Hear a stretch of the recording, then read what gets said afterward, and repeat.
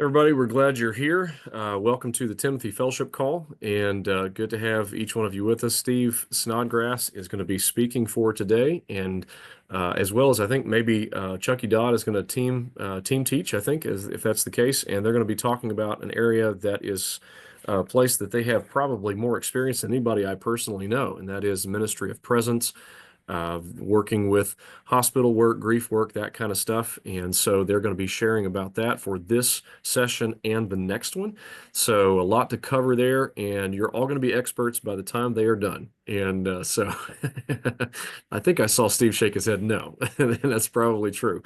But we are excited to have them share. So guys, go right ahead. I'm going to turn off my video camera and all of that, but you guys can roll, and I'll be looking forward to being here. When you're done, Steve, feel free to just sign all the way off because I will not be able to come back on at that time.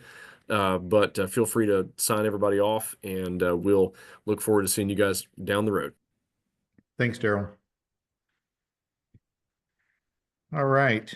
First of all, it's good to be with y'all, and I will get started here in just a minute. I have one bit of housekeeping I have to step over and do, so just give me 1 second. Sorry about that.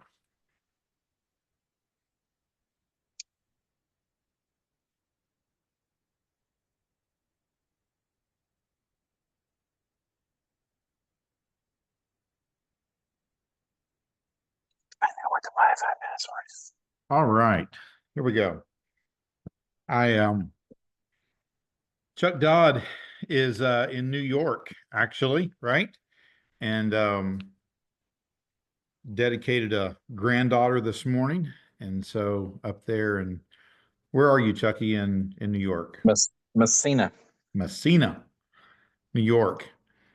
So yeah, thanks so much, man. Actually, we're going to be doing this in tandem today. And so I'm going to share my screen. Let's see if we can do this real quick. And let's go into this and see what we can do. All right. And start from the beginning. All right. Can you see that?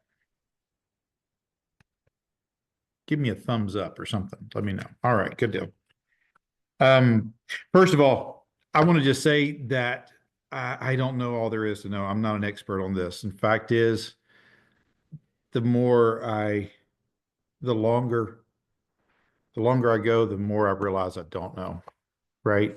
And so we all learn together. Iron sharpens iron, and you guys may even have things that really will help me. And so I would encourage anytime during this, just jump in with a question, and or if you want to wait till we're done with that slide, then we'll just pause and ask any questions before we move on. Ministry of Presence is where we're going today, a hospital visit. And really, I want to just say that we're just going to cover some of the basics at first, and then we'll get into the nuts and bolts. Is that all right? The reason I patterned this, I kind of laid this out, this slide out, is it starts with getting ready for the visit to the time you go to the visit. So it's kind of in chronological order as to how you do a hospital visit, right? But the main theme is throughout this that I think Daryl talked about this in the last, he referenced the book, The One Thing, in your last session. I went back and listened to that, and that's some really good stuff about building confidence in the congregation. But that one thing, if I were to get one thing, it's just being there, right? Being at the hospital, be there when your people need you the most. And this is at their lowest point. So ministry of presence is what we call it on our end. It's just that opportunity to be there and be present whenever they're going through this. Not only are you representing yourself, you being there as pastor, but your church, and really in so many ways, you're representing Christ. And that is the most important thing that we can do, fellas. Being Jesus' hands and feet, if you will, in that very vulnerable time. So hospital visits, are opportunities for ministry, public testimony. Not only are you visiting those that you're not able to only able to pray with those that are a part of your congregation, your congregants, but also you never know the secondary objects of the visit, which are nurses and medical staff and janitors and housekeeping and those that deliver food trays that might come in while you're there, people you'll meet while you're in an elevator. Just so many opportunities. So I we'll talk more about that, but really that's kind of the introduction into this thought. All right. As we go through this, some of this I put down, some of it Chuck put down. So when we get to his slides, I've tried to segment those. And so when we get to those, I'll recognize it is his. I'm going to hand it off to him. All right. So let's start off number one by getting ready to go. I want to talk about the dress code. Now, this is going to vary depending on where you are, right? The people you go to see. But I do believe, and I think that's why I put down here, don't go sloppy. Dress neatly, professionally. Remember, you are representing your church, you're representing Christ, and really you're representing clergy. And so it is so important. I should have put up here, I did not do this, but I have a picture of, when a funeral home comes to the hospital, they dress professionally for the most part. I have had some that did not, and I had a picture of one of the, I'll have to share it with y'all sometime.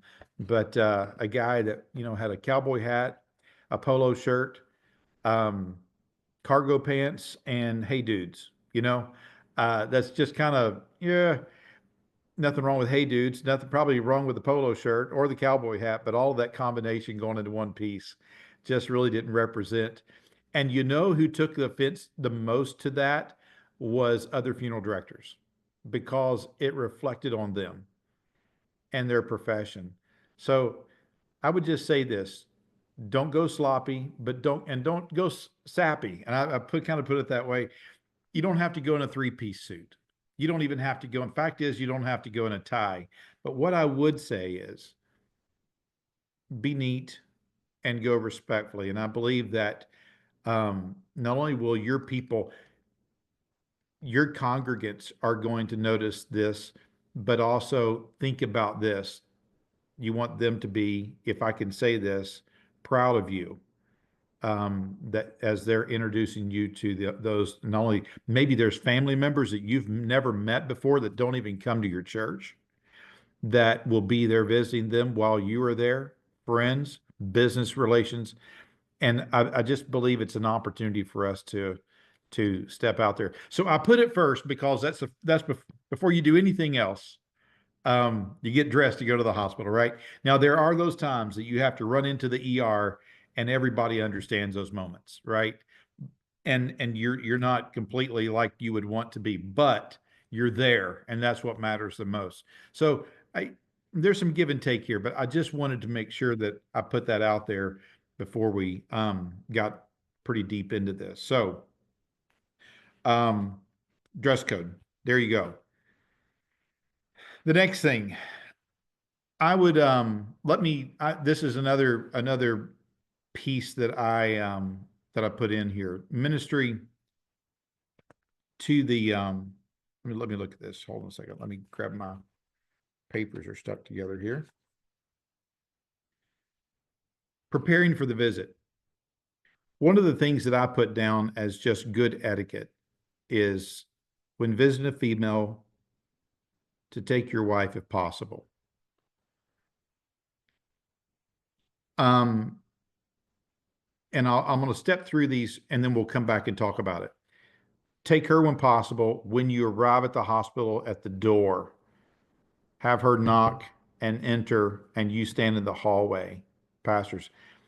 If it's a female that you're going to visit, um, because this allows them to go in. This allows her to enter the room before you and to make sure that patient is presentable and ready for your entry. All right. This is not like you need somebody to go and give you a special introduction. What it does is it helps you from embarrassment because you have to stand and preach to them in a couple of weeks, right? You have to face them another day. This isn't somebody that you don't know, it's somebody that you know. And so it's good old fashioned common sense. But sometimes, and I can tell you from experience, there are times as a chaplain, I have stepped into a room and thought, oh boy, they might have hollered, come in from the door, but I wasn't ready to go to what I saw. I'll just tell you that. It just happened to me a couple of weeks ago. And I stepped behind the curtain and I said, maybe I can come back when you are more presentable. No, I didn't say it that way. I said, when you're more comfortable. And they acknowledged that it was a very awkward situation. I can only imagine what that would be like if it was someone that I actually knew personally and was so it's just good etiquette. Have your wife enter first, make sure that everything is presentable. If your wife is not available to go with you to a hospital visit and you find yourself uh, going to visit someone of the opposite sex, let me say this. It is always in order and acceptable to go to the unit station if a nurse is there close and present to ask them, I'm so and so's pastor. I'm about to go in and visit them. Would you mind stepping in to see if they are acceptable to a visit at this time? There's nothing wrong with that. Okay. They'll respect you for it, and they most of the time will not have any problems asking. So ask for nurse to go in and check to see if the patient is open for a visit from her pastor. Always show respect. Never assume that it's okay for a visit. Um, I'm going to pause here. Chuck, I think that was something that you put down. Do you want to expound on that? Which which one? The always show respect, never assume. Or you can comment on any of it, actually, to be honest with you. Well, I'm trying to think of what my comment was on that one.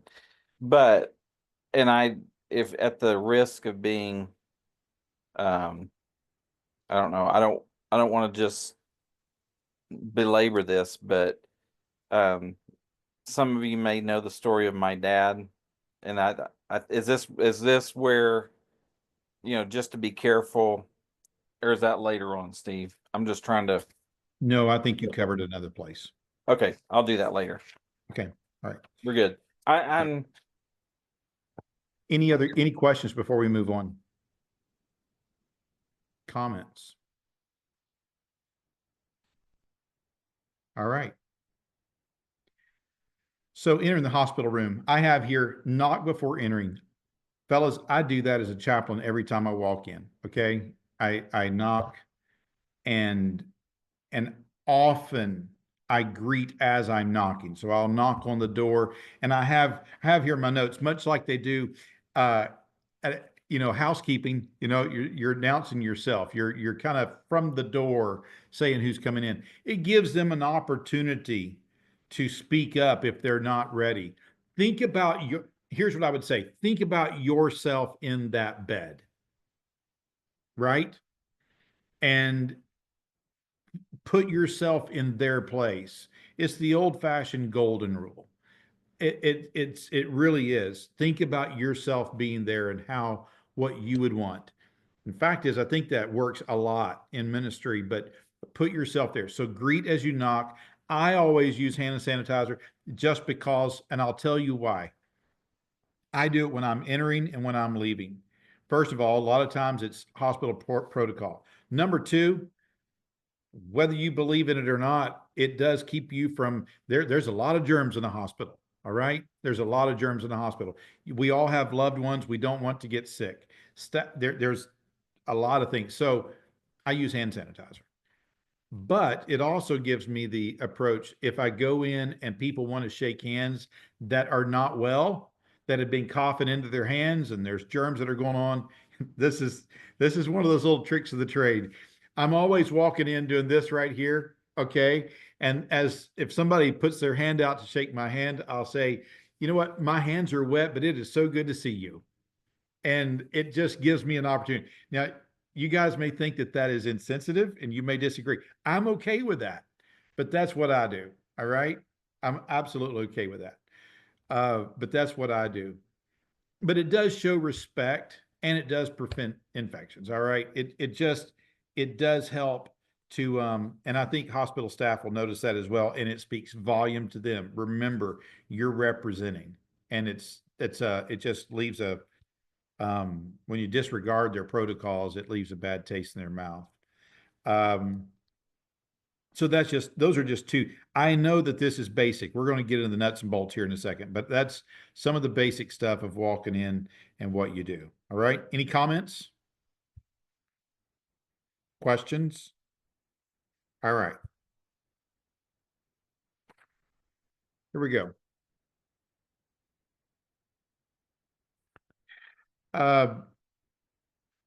One more thing. Let's see here. Okay, yeah, I'll do this one, Chuck, and you're on the next slide. Be respectful of medical staff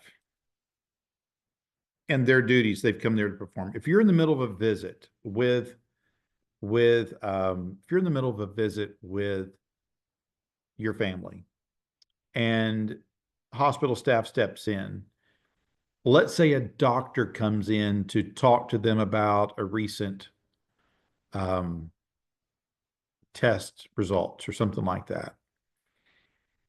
I can say this, it depends on how well you know the person, how close you are to that family.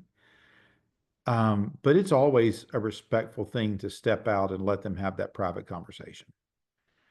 You can dismiss yourself and say, hey, I'll be right back, step out of the hallway until he's gone. You want to be respectful of that. If they say, no, it's okay, Pastor, for you to stay, then it's okay for you to stay.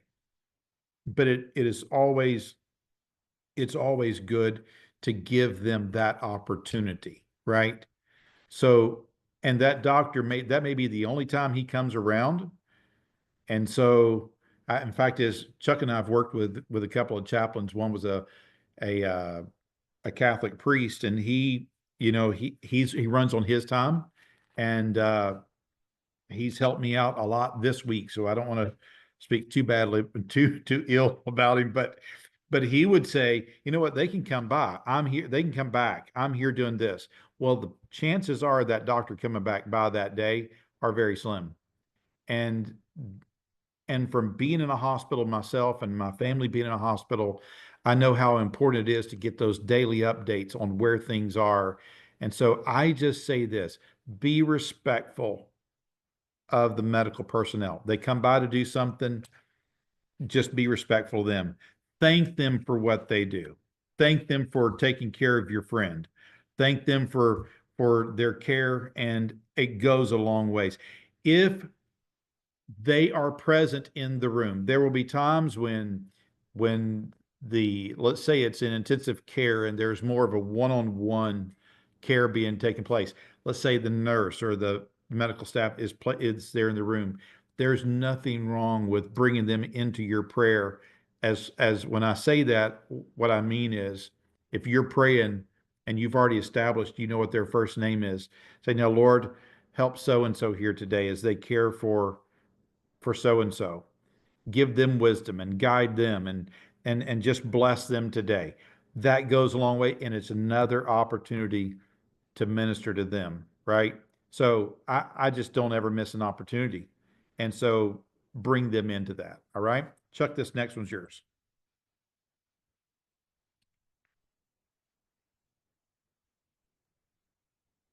All right.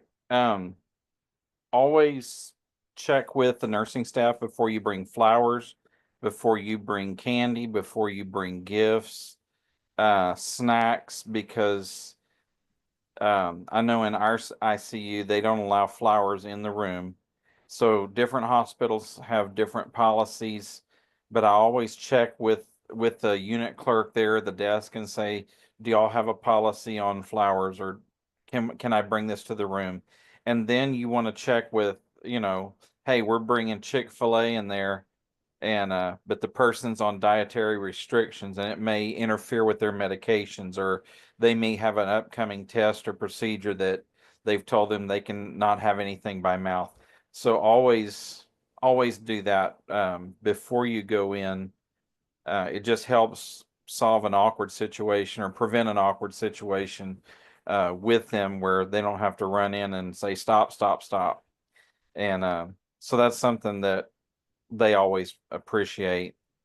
And then, like Brother Steve said, if they do arrive while you're talking, you're in the middle of something. I mean, if you're in the middle of the prayer, finish your prayer or finish.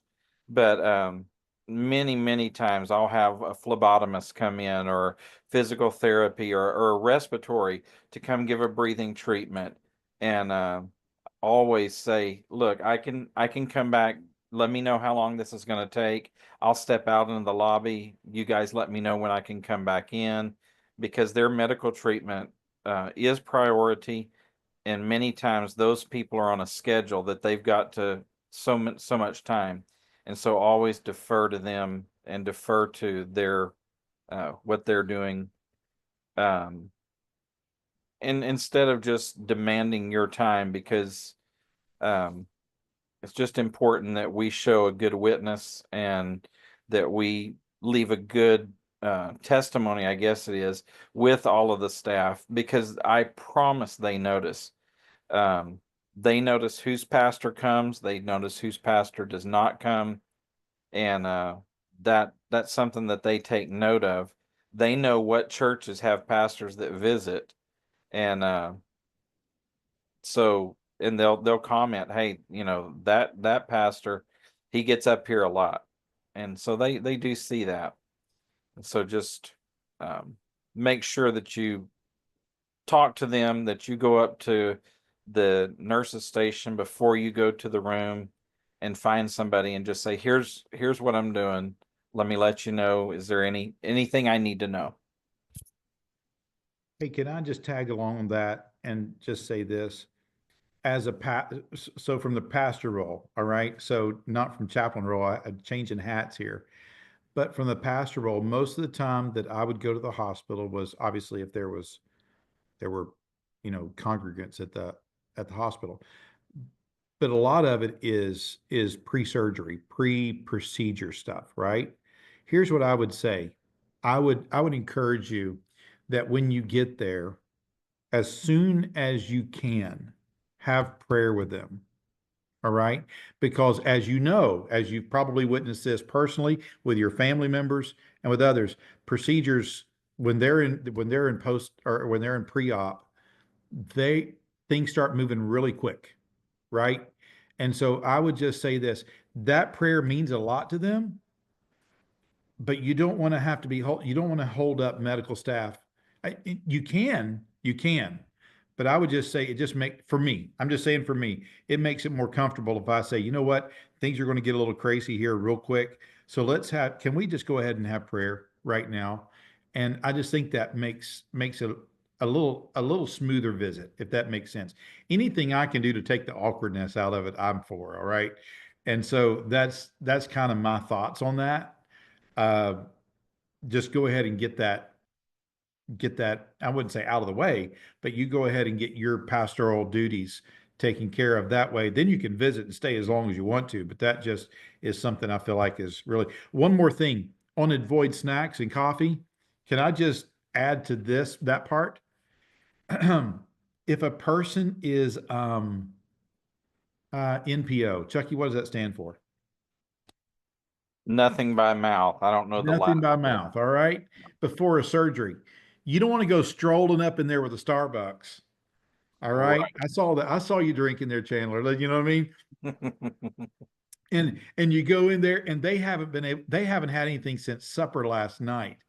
And they can't have anything for who knows how long until that surgery is done. It's just flat out rude to go in there with a big cup of coffee.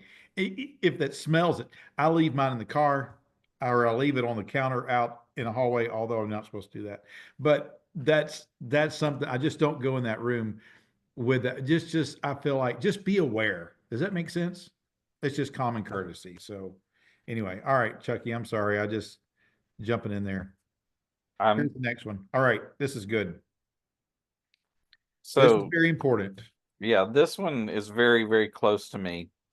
And Chandler and Lane, y'all may not know part of my story, but as a chaplain, I'd been a chaplain, I guess, for about 3 years, and I got a call from my mother, and she was almost screaming, crying on the phone, and she said, "Chucky, your dad's in jail." And my dad had been a pastor for about 45 years, and a man of the highest integrity. And what happened was he went to go visit someone. I think it was a nursing home, two patients in the room, and he just ran in, saw the patient that was closest to the wall, to the window there, prayed with her, was walking out of the room, and the other patient in the bed closest to the door said, "Reverend, can you get me a Dr. Pepper?" And my dad said, "Well, I don't know if you can have anything. Let me check with the nurse's station." And so he went out of the room, went to the nurse's station, said, "Hey, she asked for a drink. I don't know if y'all can do anything for her." And he left. The nurse went from the nurse's station to the room and walked in, and she said, "Who was that just was in here?" And the lady closest to the door said, "Well, that's my boyfriend. He comes in once a week and we do things together." And they called the sheriff's department on my dad. They showed up at my dad's house, picked him up, and threw him in the jail. And he was there for 3 days until we could raise $450,000 bail money. And it went on, it drug on the court. He was never formally charged with anything, but the trial, not the trial, just the charges hung over him for over 3 years before we could get things expunged. And they are completely expunged. It was a baseless, completely without foundation. But it shook me up as a chaplain to, and this says, leave the door open when visiting a female alone.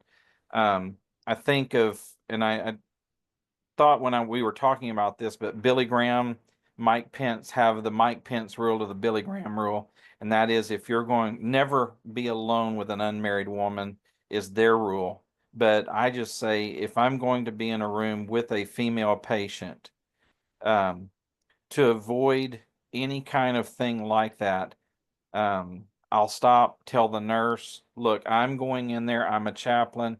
I'm going to speak to this person. I'm going to leave the door open. You guys pass by every once in a while, stick your head in," especially if it's a person with a mental condition, if you will, emotional. A lot of times we're called upon to speak with people who are having emotional breakdowns or that are maybe suicidal. If that happens, I tell the nurse, "You sit right there, you put your eyes on me, do not leave. I need someone there," because I don't want to put myself in a situation, even though I trust myself, I don't want to put myself in a situation where someone makes a false accusation against me. My dad lost his job with the chaplain company he was with. He lost his church that he was pastoring. He lost a lot of friends, even though they all said, "Chuck, we support you." Um, but in reality, even some of his friends backed off from him. And it took five, this happened in 2009. So I would say maybe 10 years before some of his old friends even began to come back and begin to speak to him, even though there was absolutely nothing he could have done differently except to have stopped by. And that's why I take this very, very seriously in the hospital situation, because and you may be called, and I'm not talking about maybe your congregation, but maybe it's a cousin of someone who goes to your church, or "Hey, can you go visit my neighbor?" You don't know the personal integrity of that person, and you don't know what the devil may put in their mind. And so it's just a cautionary tale, if you will, and it has shaped a lot of the way I do things in my personal ministry there at the hospital when I'm visiting with females is just to put a high standard on letting nursing staff know who I am, what I'm doing. And another thing that I do is I have an escape plan. If I know I'm going somewhere that's going to be difficult, I'll tell the nurse, look, if I'm still in there in 5 minutes or in 10 minutes, I need you to step in and ask me to step out. Or I'll ask my wife, give me a call in 5 or 10 minutes. I need to have an escape plan, especially if it's someone who's volatile emotionally. And again, that kind of, but it has helped me many times when I find myself in a place where um I don't want to be stuck somewhere. And Brother Snodgrass will tell you many times you're not the one. You may be the one to help somebody, but many times you may not be the one that's going to help that person. They may be having a chemical imbalance issue or some other kind of issue that you can go in there and pray with them, encourage them spiritually, but you're not going to fix that long-term problem by staying there for hours and hours and hours counseling with that person in that situation. And so have in the back of your mind an escape plan, if you will, to say, you know what, I really need to go. I need to make a phone call, and it may be to your wife, it may be to, or I need to step out, but have a plan to extricate yourself from that call. Yeah, I had a situation this last week where I opened the door, left the door open, and the door kept closing. Okay, and I was at a rehab center, and so the patient was laying there, and it was a lady, and I kept going over and I'd bump the door so it would open back, and it would keep closing. Finally, I said, "Excuse me, just a minute." I went and got a trash can and put and to hold the door open. That's how serious I believe this. Okay, and you say that may offend them. Chances are it will not. Um, if they ever were to ask me, why are you doing that? I would say, it's just a common practice. It's just a practice of mine. There's no, I'll tell you this, it's just not worth, and I have brother Dodd's dad always in mind when that comes up. Let me just point this out too. It may not be, it may be one of your congregants that I was just thinking about this as he was telling this story again. A dementia patient who everybody says, you know what, they have dementia, but the law may not see it that way. And you are guilty until proven innocent in that situation. I'm sorry, guys. It's just the way it is in our culture. And so they may they may forget about it and may not even it's just but so true, so true. Very good admonition.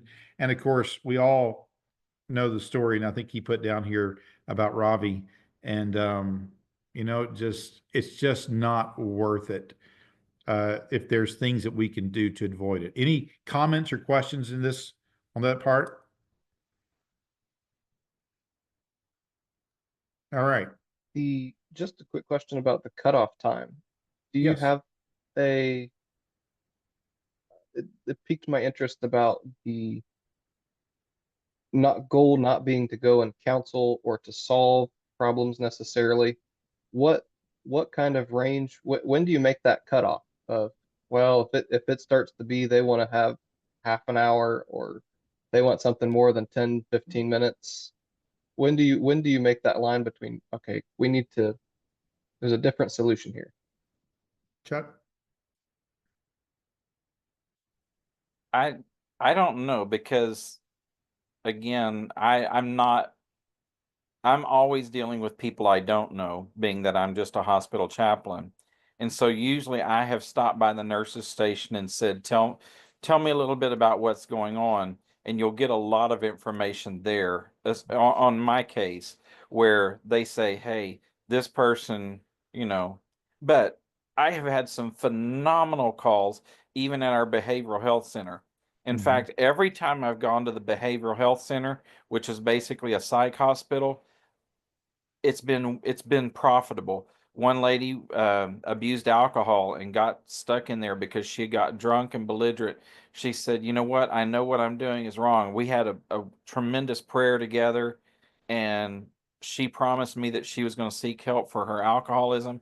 And that was probably a 30-minute call, but she truly wanted help, and she was a normal person. But Brother Steve and I went into one time, and the woman was convinced that she was having Satan's babies and was pregnant with 12 babies from Satan, and I wasn't going to help her.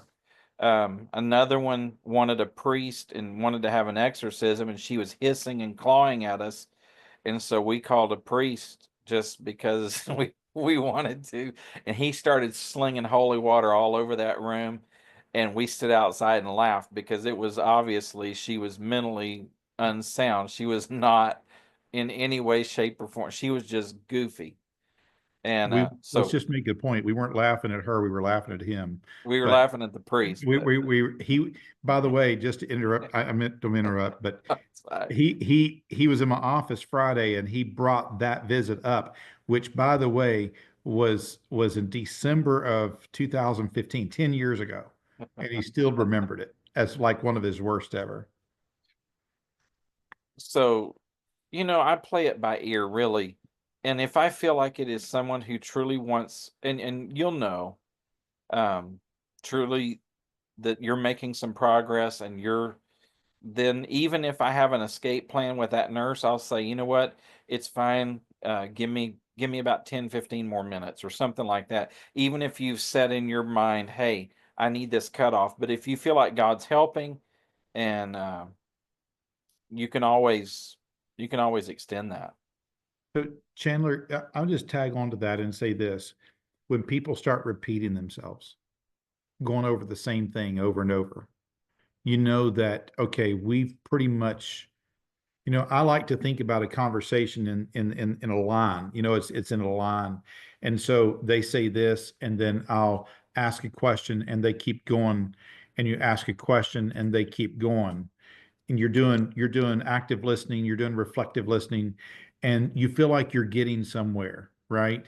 You feel like, okay, there's something but when you feel like you've hit a wall, and you'll know that, right? You'll know that. And by the way, I feel you can't discount discernment, right? Spirit-filled discernment in this area, and say, Lord, and I meant to put this at the very beginning as well, and I didn't. I thought about it after I put the notes together, but pray before you go in, pray before you get there. There's an area of road between here and the hospital that I will just I use that time to say, okay, Lord, you know what I'm about to face. You know who's there. I pray you'll prepare my heart, prepare their heart, go before me. And so I think that's very important. And so with that in mind, you'll have discernment. The Holy Spirit will lead you. And I don't want to get so caught up in the mechanics of this that we forget the spiritual aspect of it, right? And but I do believe one of those, when they keep repeating themselves, bringing up the same thing, and you feel like, I thought we got past that. And you might dig a little bit more. So this is the second time you've brought that up. Is there anything else you want to talk about? You can ask those kind of questions, and it just kind of helps them. But if you feel like you've hit a dead end, you'll know when that is. And anyway, those are just some thoughts just to add on to what Chuck said. Does that answer your question? Oh, that's very helpful. Anything else? Did you have something, Lane? No. All right. Chuck, I think this next slide's yours as well. All right. This was something I had to learn the hard way. And so I added this in, but so many times with us, many times the patient may either be in a coma or maybe just not able to respond very well, but do not forget that they are the patient. And so I had to change the way I did things. and begin to stop and physically address the patient and say, okay, you walk in a room and everybody's talking and they begin to tell the story, or they begin to spell out, okay, this is what's happening, this, and you can lose focus on the person you're there to see. And so I'll stop them and say, okay, tell me this patient's name. And this is just with us as a chaplain. You'll probably know the patient's name, but I'll stop before anything starts and walk over and either put my hand on their shoulder or maybe on their wrist, or just somewhere, maybe on a cover that's covering them, and say, I'm Chaplain Dodd, and I'm here to visit with you and pray with you. And I just want you to know we're here for you. And then throughout that time, I try and, if they are, let's say they're sick and they're just not feeling like talking, but I kind of direct that conversation to include that person over and over and over again, so that they don't feel like that you're kind of talking in this world outside of them and talking about them. But hey, everybody's forgotten me. I'm the one who's here. I'm the one who's hurting, or I'm the one who's sick. And so I make it a special, and it's something I have to conscientiously focus on, is to remember that this is my patient, or this is the one I'm here for, and to bring it back and address them. And especially when it comes time for prayer, is to say, let's gather around and then address them again. Again, this is if the patient's maybe not talking, or if they're talking, that's an easy thing because they're going to enter into that conversation. But let's say that it's an ICU situation or something, and then I'll go back over to that bed and say, okay, Billy, we're here, and your family's here. We're going to gather around and we're all going to pray for you. And we just want you to know that Jesus is there to help you, and then pray and include them in that prayer, especially that prayer time. That's good. The other thing that we learned in our some of our chaplain classes is, and this is a hard thing to remember, but that visit is not about you telling your stories. The time when you were in the hospital, um, the time when you broke your leg, and the pain that you felt, and just as hard as it is, leave that alone and let this be about the patient. Let this be about them, and don't let that focus shift on you. And many times they'll try and shift the focus. Have you ever been through this? Don't fall for that trap. Let it stay about them. And that's one of the hard lessons to learn in hospital visitation, is to let that let the focus of that time be on them, and let them feel that you're there for them. You're not there to tell them about yourself. Hey, can I just add a couple things here on that patient-centered care? Or yeah, remember the patient. I, you said something about if they were not talking, or let's say they're on a ventilator and they're very, very ill. Never ever assume that patient cannot hear you, or the people that are talking there. If they start talking about this patient and they're like, they're out of it, they're sedated, they can't hear. Listen, we don't know that. We do not know that. In fact, is we know that hearing is one of the strongest things during during this time. All right. So never assume that they can't hear you. That's why I personally, I'll just say this as a chaplain, that's why I do not discuss end of life arrangements in front of a patient while they're still alive in the room. I'll say, can we step out and talk about that? Just because I want to be sensitive. These people, the family may have become accustomed to this, their loved one not interacting, and so they carry on these conversations over top of the patient. And I always never assume that they can't hear you. Never assume that. Second thing I wanted to say was, nothing wrong with getting down close to them. And I love, Chucky, what you said about Billy, call them by name. That way they may be sedated. There's a lot of chemicals going on in their body and they've been sedated, but in that moment, that may be the one thing that brings them out of that. And they hear their name and they respond to that. And so I really like that. One more thing on this. I'm sorry, this was Chucky's topic, but I wanted to add a couple things. Is family members will try often, and you'll see this even I have ran into this more in almost as a pastor than I did as a chaplain. And that is family trying to protect their patient, right? You have that domineering family member that takes charge, and they're the ones they're the ones that give all the answers, and they're the ones that they have it all, and they thrive on the drama that is a hospital visit, right? And so I'm gonna try to hurry here and say, but I will tell you this. Oh, now they're okay. They gave their life to the Lord back whenever they were a little boy and they were baptized into the church and they're all okay, when actually they may not be okay. And so don't let those family members rob you of the opportunity to talk to them about you could use that to segue and say, so Billy, is that right? Did you give your heart to the Lord when you were, where do you stand with your walk with God? There's nothing wrong with that. There's nothing wrong with asking them to step out, but it all goes back to this: remember the patient. So just a thought, fellas, because what we're doing is eternal work, right? And that's we can't forget that. I'm gonna try to hurry because we have 10 minutes. So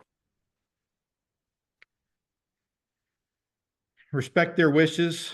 If the patient prefers no visitors, you know that's kind of a no-brainer. And understanding the vulnerability in the hospital setting. I basically just said some people are uncomfortable visiting in a situation where they may not, look like themselves, messy hair, no teeth, hospital gown, those kind of things, those really cool hospital gowns with the slit up the back. So just be sensitive to it, I guess is what I'm trying to say. All right. Here's one thing this is something I put down: the art of listening. This is an area Chuck talked about, his area of growth. This was an area I've really had to work on in the last 4 or 5 years. That is to listen, to really be a good listener. I thought I wasn't. I'll tell you this, fellas, if you want to really get a good book to read, it's called The Lost Art of Listening. I'll try to get you a link or something at some point and have Daryl send it to you. The Lost Art of Listening. It revolutionized my ministry. In fact, I need to go back and read it again, to be honest with you. If you haven't read it, I would strongly encourage you. Several years ago, I talked to Brother Mark Cravens. He said it was one of the most impactful books on his ministry that he had ever read. And I totally agree with that. David Taylor was a chaplain for a long time. In fact, he got Chucky, if I remember right, got Chucky into chaplaincy. Is that right, Chuck? Something like that. Okay. That's right. And in fact, he needs our prayers right now, just diagnosed with leukemia and is starting all the stuff that goes with that. But David told me this. He said, listen for the first thing that they say to you and the last thing they say to you. When I say listen for it, listen for it. When you when you go to visit them, just be aware of that first thing they say. And be aware of the last thing they say. Okay? And this is what the first thing they say to you will be what's been on their mind. They want to make sure they don't forget to tell you this. Right? It could be about their funeral arrangements. It could be about something with, whatever the case may be. All right? And the last thing they say to you is so the first thing is what's on their mind. The last thing they say to you It's what's on their heart. And they're just kind of hesitant.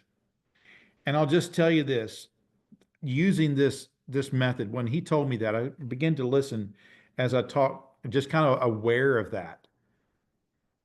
And it helped me to lead. Les Heppel was 93, I think, 93 or 94.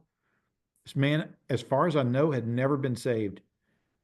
But I was about to leave the room one day and he was not well. He was, in fact, he was very sick. I had visited Les for years, had preached his son's funeral, had preached another family member's funeral.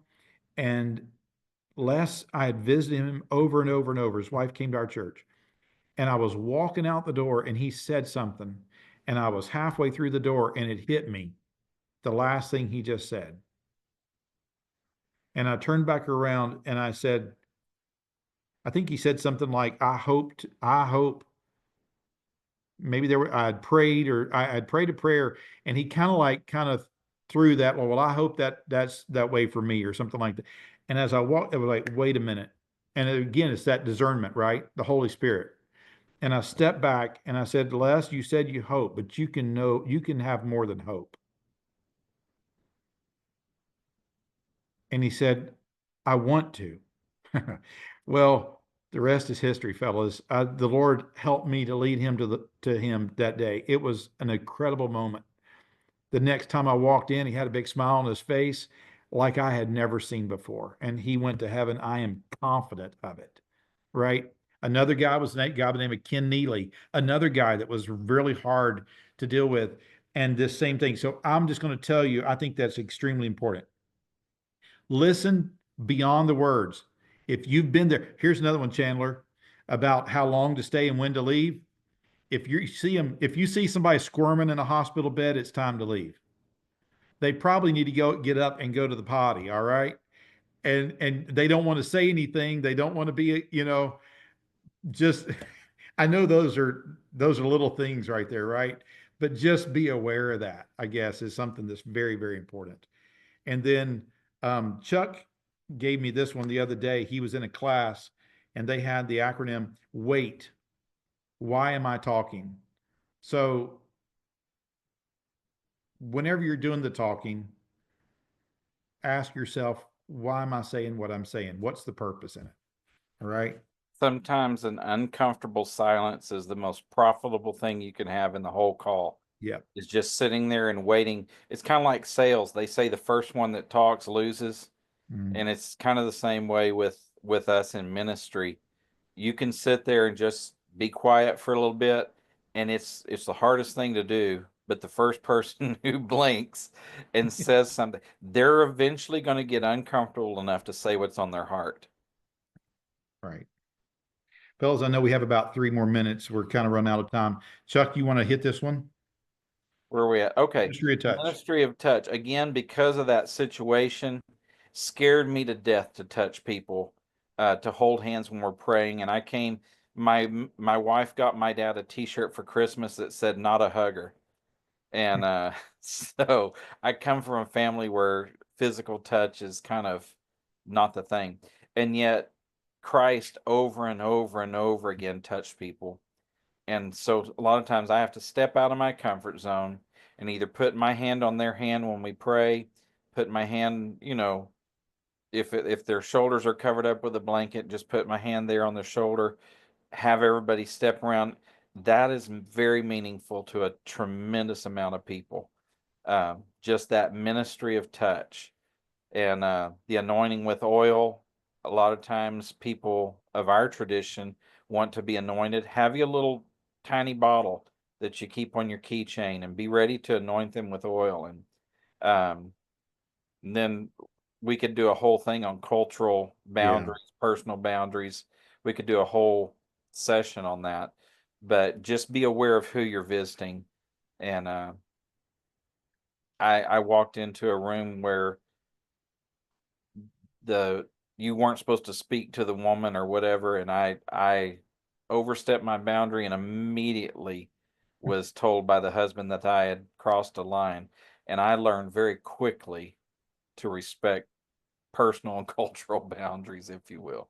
So just be aware of your situation and circumstances. Very good. All right. Always be willing to visit. And I guess this is what I want to leave us with is visit when they're having surgery or important testing. Do your best to be there. Visit them when they're in the ER. Visit your church family, at the birth of their children, when you can, right? Be there. Celebrate. Be there when they're sick and dying. Chuck probably handled, I don't know. I don't want to even start to guess here, but a lot of deaths. Okay. What percentage, Chuck, would you say last year? What percentage was the pastor there? Oh, less than 1. Yeah. It's Less than 1%. it's by far. staggering. It's Right. staggering. And if you're there, you'll be known as around here, it's Pastor Taylor, right? Pastor Taylor Right. from the Baptist Church. Pastor Jacob visits his people, He right? does. Every time. Every time. There's a couple other pastors known as visiting pastors, but be known as that guy, right? It's not the words that you say that they'll remember. It's how you made them feel and that you were there. And I think a lot of times people say, well, I just don't know what to say. Awesome. That's a good starting place. That's a good starting place because, listen, yeah, I didn't get here very fast, but I'm learning. It's not what we say. It's just being there. So, fellas, any questions?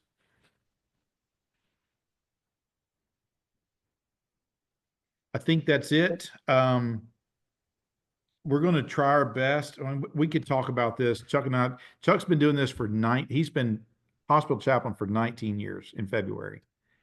I don't even have half of that in. All right. But we love what we do. And we're a little more comfortable in that environment than most. But we're here for you and appreciate what you're doing. Yes, go ahead, Lane.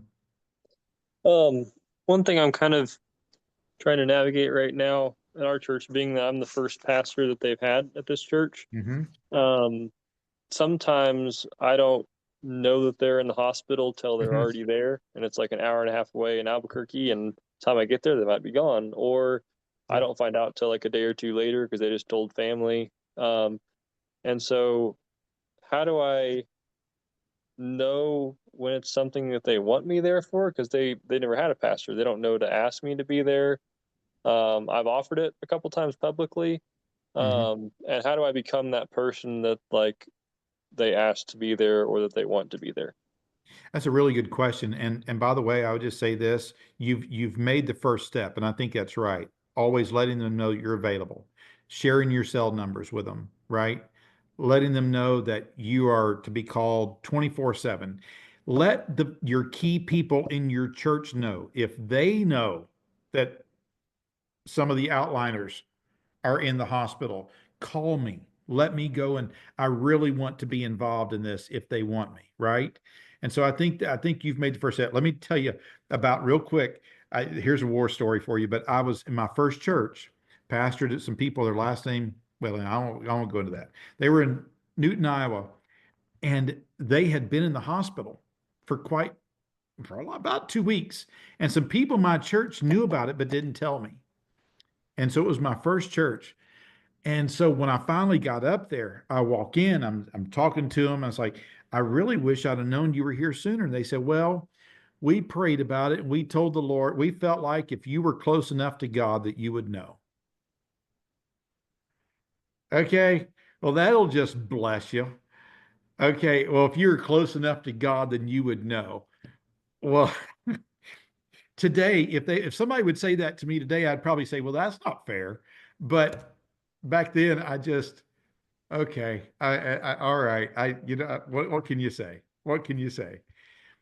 But I think you're taking the first steps, and I think that's really the important thing is just letting them know I'm there. I want to be here, and let your other folks, your main folks, know that if you have a family member that's there, this is really something I'd love to be engaged in. And really, when you've done that, in my opinion, you've done pretty much everything you can do. Just being available, be available. So it's a really good question. And seriously, I mean this, if y'all ever want to talk about Mm, something like this, or you have a question, y'all got my number, Steve's number, call, because this is our love in our life. And we really, it, or if you have a difficult call, and this is something that Steve and I do together, is when I have something that hits me hard or a victory, then I share it with Steve, and we really, really enjoy that. So if you do have one and you kind of want to debrief or talk about it, please call. And I mean that from the very bottom of my heart. Shoot me a text and say, hey, I had a call and I'd like to just kind of run over it with you. And really, I would really enjoy it. yep, So, yep. That's If good you have, stuff. Yes, Lane. you have a couple minutes, I can tell you about the one hospital visit that I have done here in town. Sure. I did do one other one with an area pastor and his one of his um, parishioners, just because he was wanting to kind of show me the ropes a little bit, and I appreciated that. But the one that I've done on my own was I got one of our ladies in our church works in the ER here in town, and she called me at 3 or 4 in the morning one day. It was a Catholic man who was in a coma, was not going to be coming out, and they were going to be pulling the plug. And his son was there and wanted someone to do like last rites, I think, or something like that, which I was not familiar with, but they couldn't get a hold of any Catholic priest from Albuquerque to Gallup. And so she was like, well, I can call my pastor. He's a Christian pastor, not Catholic. We were like, well, that's fine, get him here. So I went to the ER at 3 or 4 in the morning and tried to pray over absolutely. a dying Catholic man as best I knew. And I love it. yeah. But yeah, he ended up being a regular customer there at the coffee shop. I didn't know him yet, but been able to build a relationship with the son since then, as after his dad passed away. Do you know what, Lane? That's really it's really interesting you bring that up. I've had several run-ins with Catholics this last week. Okay, and we have a Catholic priest that we have a guy. Okay, but what I would say is, I mean, you did amazing. That's really amazing. One thing I do know is that I meant to say this a minute ago when we were talking about hearing, them being able to hear us, is, and I may have shared this with somebody there at ministerial, but if hearing's the last thing to go, then we know that faith comes by what? Hearing. Hearing, and hearing by the word of God. I feel like if you were to go and to pray with that man, pray the Roman road, right? Pray it. If he in that state, because I don't understand how God does it. I don't understand why God does it to a life that has disregarded him. But in that moment, I still believe that man has the ability to hear the word of God and to give his life to Jesus in that moment. We don't know. Only heaven will reveal it, right? That may go cross-grained to some people's theology and the way they practice pastoral theology. But I believe that's so absolutely important. And I will say this, in order to soften the blow a little bit, soften the blow, maybe it's not the right word, but with your Catholic friends, there's nothing wrong with closing a prayer or whenever you start a prayer because they're used to praying to the Trinity. We believe in the Trinity. So you don't have to cross a theological conviction line here. But praying to God the Father who created us. Pray to Jesus the Son who gave his life for us. Pray to the Holy Spirit who gives us comfort in time of need. That means a lot to them when you do that. All right. Close it out with the Lord's Prayer. They join in with you and it connects them to it. Okay. I know I just gave you a lot right there. But I just feel like with our Catholic friends, that makes us not being Catholic, it makes it a little more authentic to them, if you will. And I just feel like it helps. All right. We can't do last rites, by the way. Only a priest can do last rites. And I know that's meaningful to them. By the way, they won't do last rites after a patient is dead. Or they're not supposed to anyway. We have a priest that'll do it. But sorry, I'll leave that alone. He doesn't go by all the rules. In fact, as he's married, there's a very few amount of those, but he was Anglican and was converted over to Catholic. And so anyway. All right. But I love praying for Catholics, and Yes. again, pray the gospel. Yes. Pray the Pray gospel. the gospel. Yep.